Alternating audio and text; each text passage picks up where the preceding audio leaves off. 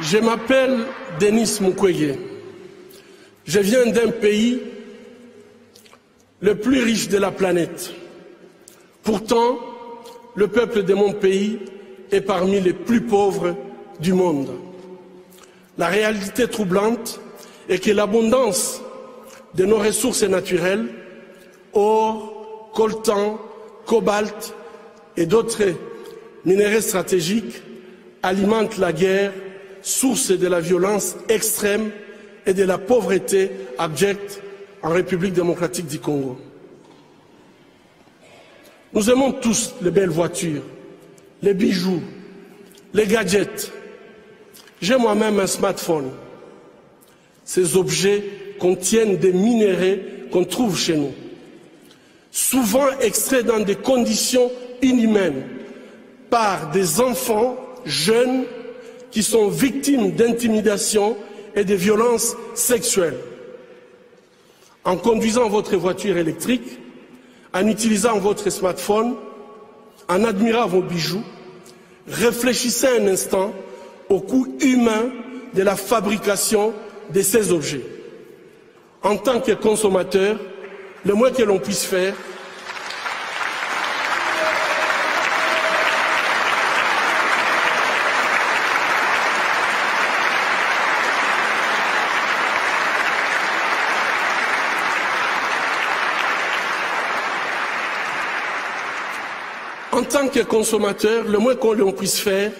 est d'insister que ces produits soient fabriqués dans le respect de la dignité humaine.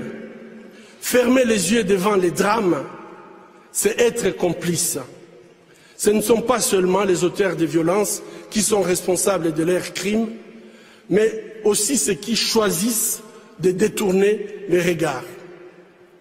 Mon pays est systématiquement pillé avec la complicité des gens qui prétendent être nos dirigeants.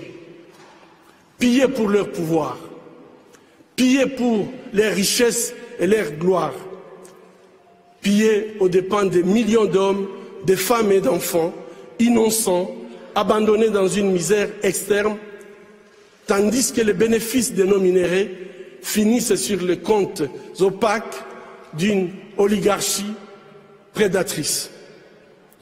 Cela fait 20 ans, jour pour jour, qu'à l'hôpital de Panzi, je vois les conséquences de cette mauvaise gouvernance de mon pays. Bébés, filles, jeunes femmes, mères, grand-mères, et aussi les hommes et les garçons violés de façon cruelle, souvent en public, en collectif, en insérant du plastique brûlant ou en introduisant des objets contondants dans leurs parties génitales. Je vous épargne des détails. Le peuple congolais est humilié, maltraité, massacré depuis plus de 2 décennies au vu et au su de la communauté internationale. Aujourd'hui, grâce aux nouvelles technologies d'information et de la communication, plus personne ne peut dire « je ne savais pas ».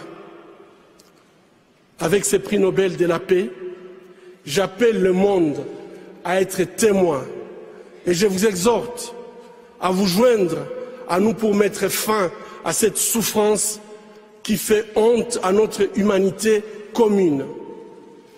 Les habitants de mon pays ont désespérément besoin de la paix.